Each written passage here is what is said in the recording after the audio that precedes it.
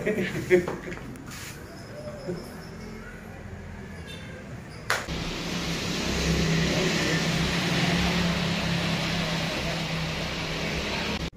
teman-teman Saling Sapa Podcast, Saling Sapa Jalan-Jalan, satu-satunya podcast di Angkot, supported by New Backpacker Malang. Episode kali ini kita kedatangan tamu, yaitu dari Ketua Aprindo, Asosiasi Pengusaha Retail Indonesia. Langsung saja perkenalan, monggo. Selamat siang. Ya, jadi saya kebetulan Ketua Aprindo Malang Raya. Siap. Jadi Malang Kota, Kabupaten Malang dan Kota Batu. Siap. Ini kebetulan baru April kemarin. April ya? Ya. Berarti ketua produk pandemi. Karena banyak permintaan dari pengusaha-pengusaha. Sebelumnya sudah ada tapi mati suri. Jadi mereka meminta untuk dihidupkan lagi Aprindonya karena banyak sekali singgungan-singgungan dengan pemerintah yang harus difasilitasi. Oke. Seterusnya akhirnya menunjuk rekan-rekan menunjuk saya kebetulan untuk menjadi ketuanya. Oke. Jadi bisa dibilang Aprindo yang di Kota Malang, Malang Raya ini sempat mati suri ya? Ya, April kemarin baru hidup lagi. Ya mungkin yang bikin hidup itu karena posisi pandemi gini ya. Ya. Akhirnya peluang lebih dibutuhkan itu asosiasi ini jadi kelihatan ya. Betul. Ya, balik lagi. Ya. Aprindo itu merupakan sebuah asosiasi di mana di sana ngumpulnya pengusaha retail ya. Ya. Dan beberapa saat yang lalu, ya kurang lebih seminggu ini saya dengar bahwa ketua pusatnya Aprindo sempat protes bahwa Aprindo tidak termasuk dari program pemulihan ekonomi. Ya. Nah, kalau yang jenengan tak sepanjang pengetahuan jenengan, kenapa itu? Ya, karena mungkin kontribusinya dianggap nggak terlalu besar untuk pemerintah, sehingga ya mungkin terus dikucilkan lah. Dan dilihat padahal Aprindo itu dari toko kelontong, dari toko lokal, dari toko yang UMKM itu semua masuk Aprindo. Jadi aku baru tahu nih, baru nyadar Aprindo itu jadi mulai dari toko kelontong sampai hypermarket. Jadi hypermarket. Ya. Semi mall itu sudah masuk. Nah itu kan trouble-nya sekarang buat aku ini.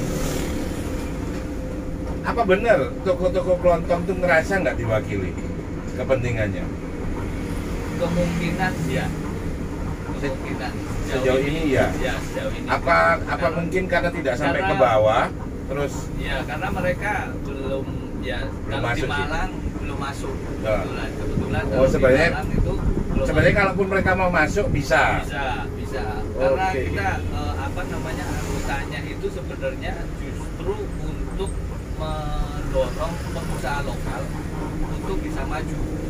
Sebenarnya itu pengusaha retailnya ya. Ya, pengusaha retail lokal. Cuman ini kendalanya. Beberapa hari yang lalu aku bisa mengkritisi ini karena beberapa episode yang lalu kita datangkan asosiasi pedagang pasar. Jadi justru mereka merasa gini, keberadaan perusahaan retail yang konglomerasi ya, yang nasional gitu, itu malah sebenarnya mematikan pasar tradisional. Menurut jenengan seperti gimana itu? Sebenarnya kita flashback dulu. Jadi dulu itu tahun 98 itu kan. Ya. Itu sebelum ada Carrefour masuk ke Indonesia. Oh, sebelum Carrefour kan punyanya Prancis ya? Punyanya Prancis masuk ke Indonesia. Ya. Itu retail lokal itu ya seperti itu semrawut. Begitu ada Carrefour masuk ke Indonesia, mereka ada sistem yang baru, sistem yang Mereka mempunyai sistem yang kesadaran ya, untuk berasosiasi, ya, untuk menyamakan itu. betul. Akhirnya kan Oke. standarnya yang aturannya cuma 2, mereka bisa lompat jadi 7. Itu termasuk dengan Hero. Hero itu dulu nggak terlalu banyak. Begitu ada Carrefour, dia secara sistem, secara organisasi, secara penyediaan barang mereka belajar. Akhirnya mereka bisa menyamai. Oke, Gitu. oke. Jadi sejarahnya itu karena ada invasi Ya, retail internasional, masuk. makanya punya kesadaran. Oh, jadi sebenarnya Aprindo ini bukan kehadirannya itu justru untuk mengimbangi itu. Betul. Jadi menyamakan karena standarnya kita kan sama-sama menjual barang, Betul. menjual kebutuhan pokok. Tetapi standarnya, Standar servisnya. servisnya dan segala macamnya itu harus dibeneri. Akhirnya lokal itu harusnya bisa lebih baik. Jadi sejarahnya seperti itu ya.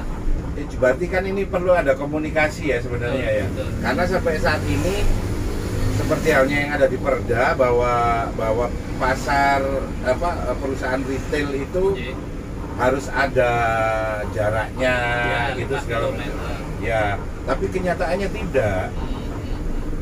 Bahkan cuman seberang jalan sama pasar itu sudah ada loh retail nasional Ya, itu. ya, ya. Dan makanya itu saya tanyakan sama jenengan, apa mungkin belum koordinasi aja atau Betul. Karena memang lokal itu beberapa lokal itu sudah masuk ke kita. Iya. Kita sudah mulai untuk mengajari mereka retail modern itu sebenarnya seperti ini loh. Jadi ada edukasi ya. betul. Seperti Transmart lah. Transmart itu ada beberapa anak-anak lokal yang kita bina supaya mereka standarnya dari proses keuangan, penyediaan barang, proses keuntungan, perputaran barang itu gimana? Yang modern, yang tersistem. Iya, yang tersistem. Akhirnya mereka kan Belajar, ya. belajar dengan standar yang tinggi dan mendapatkan keuntungan yang tinggi harusnya. Jadi saya melihat Aprindo ini nggak perlu dimusuhi pasar tradisional ya. Enggak, harusnya justru Bermitra. dirangkul. Oke, karena nanti belajar standarnya, belajar ininya segala macam. Betul. Oke, keren. Jadi kan kalau nggak diundang ini kan saya nggak tahu Iya, gitu kan ya. iya. Bahwa sebenarnya kita ini sebenarnya butuh bersatu dan berkoordinasi itu aja Iya, mungkin. iya, iya. Karena kalau mau di ini sebenarnya pasarnya juga beda.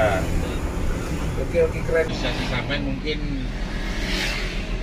tidak terlalu terpukul lah. Ya, Kita harus akui itu ya.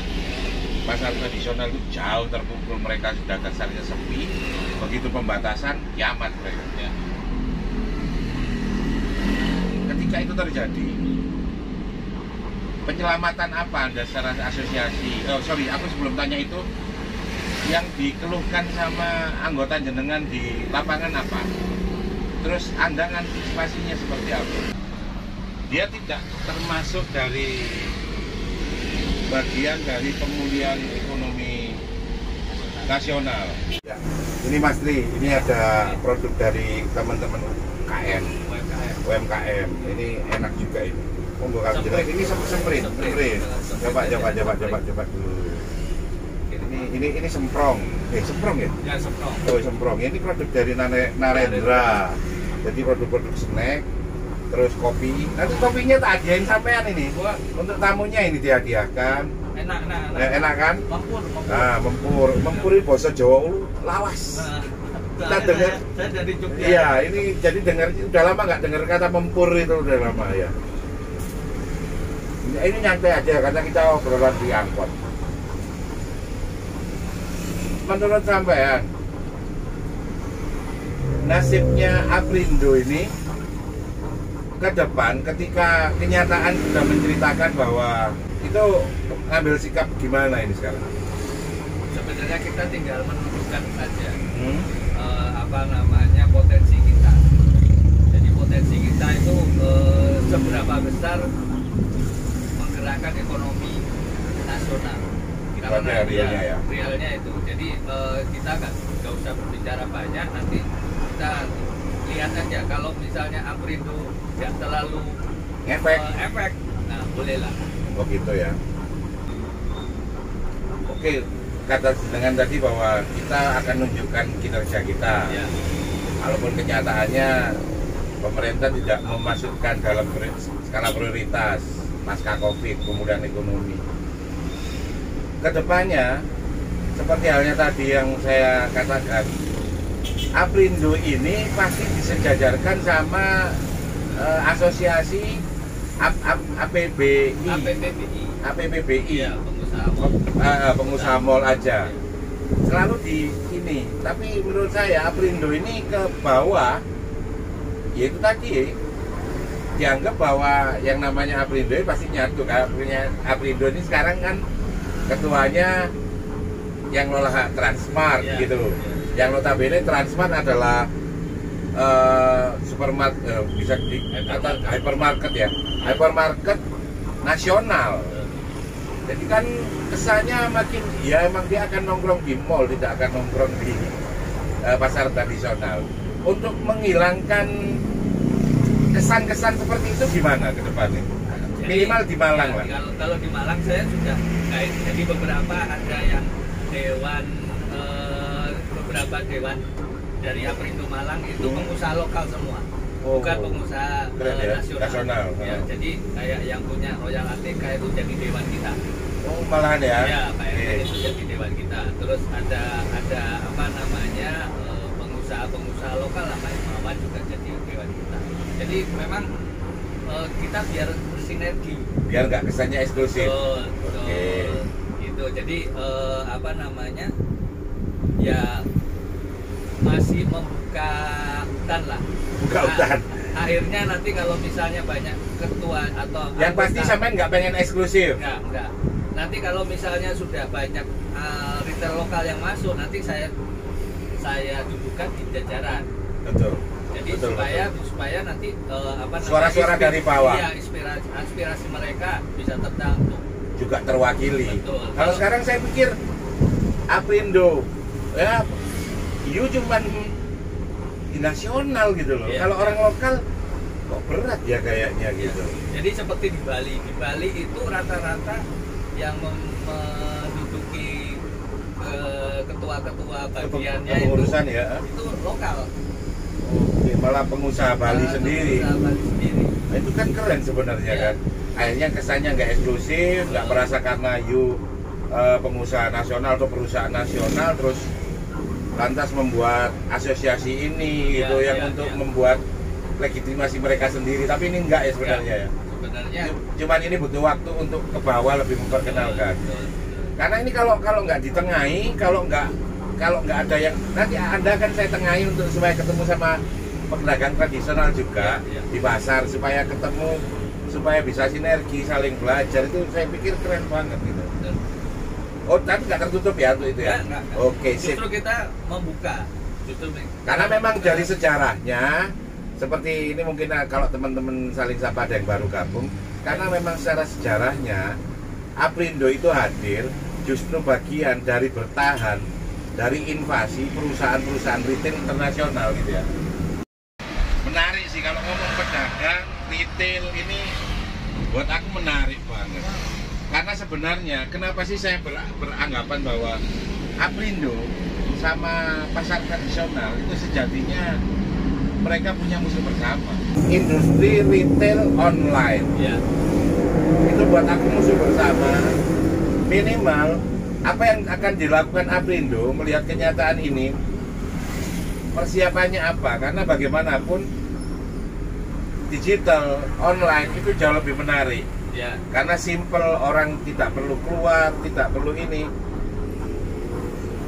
Anda boleh jawab, Anda sebagai Transmart ketika antisipasi bagaimana, atau teman-teman pengalaman dari teman-teman anggota Aprindo lainnya mengantisipasi terhadap serbuan dari sistem penjualan retail secara online. Ini seperti apa antisipasinya? Oke, baik. Jadi sebenarnya kalau dibilang online itu menggerus pasar ya, karena Diakui ya. diakui karena tapi secara global, secara Indonesia, secara keseluruhan itu masih pangsa pasarnya sekitar 7-8%. Serius? Ya, Oh, jadi online itu 7-8% Ya, aja. yang terdampak itu rata-rata memang di kota besar. Oke, yang memang macet. Macet, terus orang sudah gampang untuk menggunakan handphone. Oke. Nah, itu biasanya yang terdampak. Tetapi secara total itu masih kecil, masih di bawah 10%. Tapi memang kita harus belajar dengan hal itu. Tidak boleh Harus kita adaptasi ya. Iya, Adaptasi ya. sama dengan COVID ini. Iya, Gimana iya, iya. caranya kita harus adaptasi dengan kehidupan baru ini. Nah, dengan adanya COVID mereka tambah besar. Iya. Ya. Iya, karena orang kan nggak boleh keluar. Nggak boleh keluar. Iya, iya. Nah, itu yang menguntungkan mereka, tetapi kita mendorongnya dari sisi lain. Dari sisi kebijakan.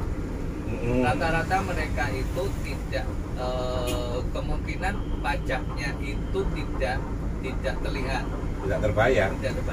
Karena gimana, belum ada sistem lah yang membuat mereka harus bayar pajak. Otomatis kita mendorong seperti kemarin pemerintah sudah memberlakukan untuk akan mengenakan pajak. Nah, hal-hal seperti itu yang oke, kalau bersaing nggak apa-apa.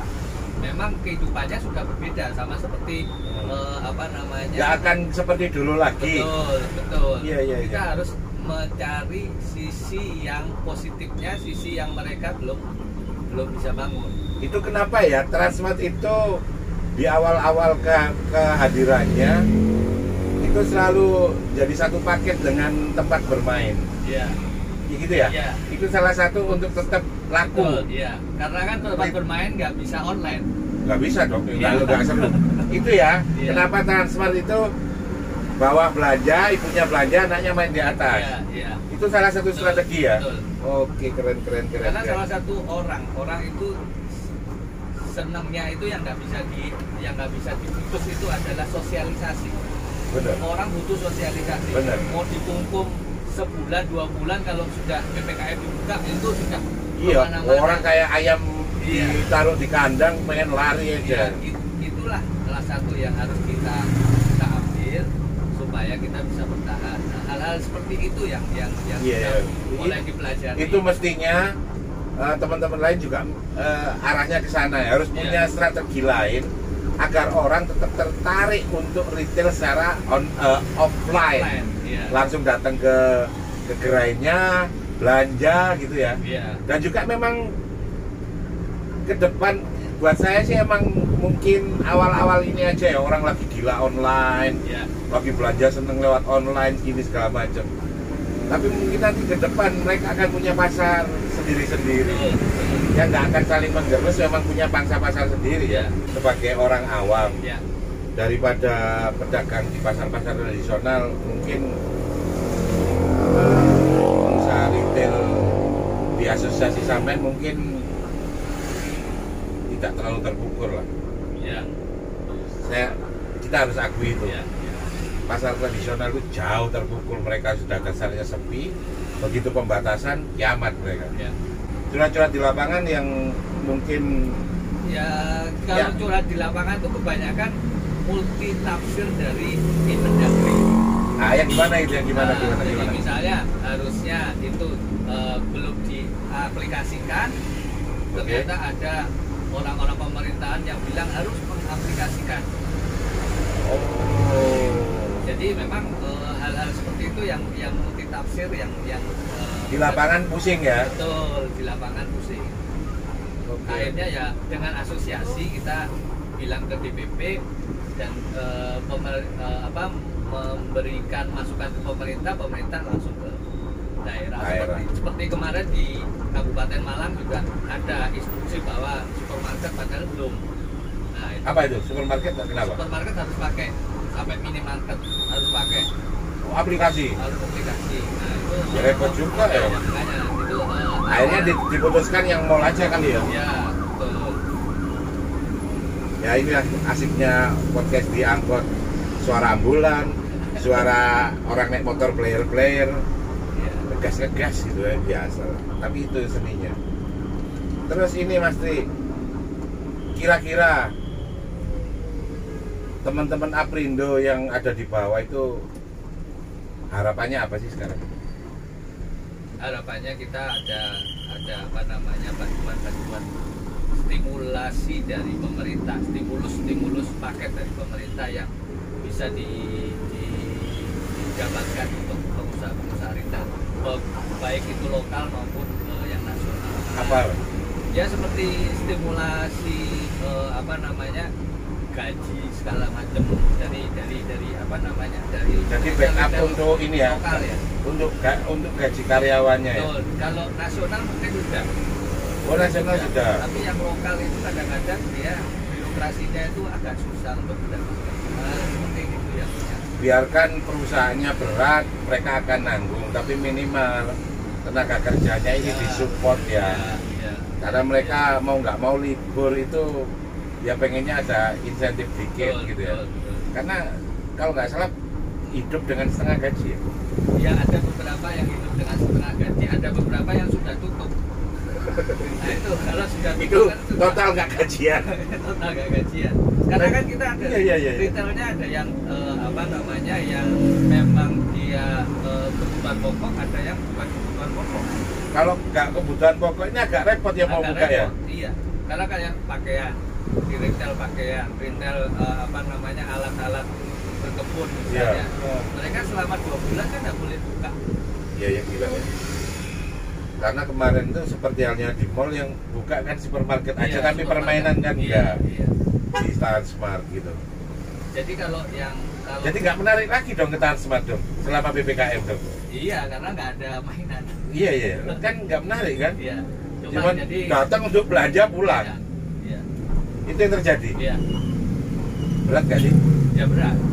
Ya sesi terakhir sebelum aku minta sampai mungkin share informasi, share quote atau semangat, pemulihan secara internal yang sudah dilakukan oleh Aprindo, terus sama yang teman-teman yang di lapangan, mungkin ada informasi apa pada kepingin sih karena kan anggota kita kebanyakan yang di luar Jawa ini memang pengusaha lokal.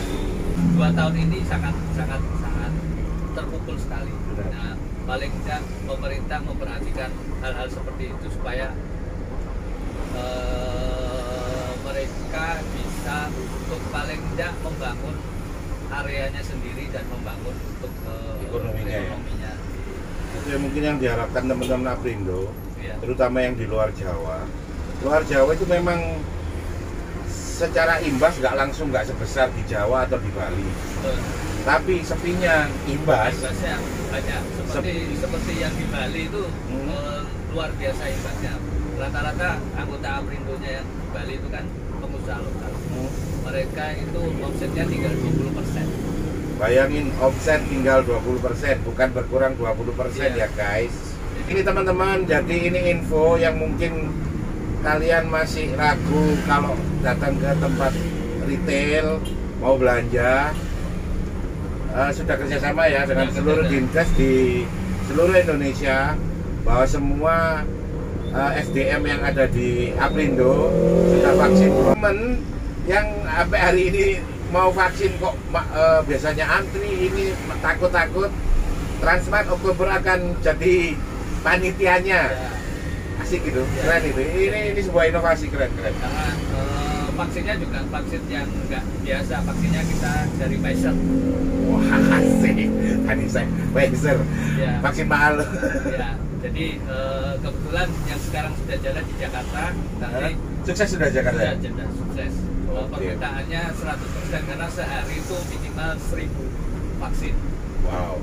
Nah ini juga mungkin keren juga buat Transmart. Ini strategi untuk orang berani lagi kembali untuk berbelanja. Ya gitu ya, salah satu strategi untuk mengembalikan keadaan. Ditutup dengan kata mengembalikan keadaan. Semoga pandemi ini segera berakhir dan kita semua bangkit dari keterpurukan. Ya. Cukup sekian episode kali ini. Terima kasih Mas Tri atas kedatangannya ke podcast Saling Sapa Jalan-Jalan. Wassalamualaikum.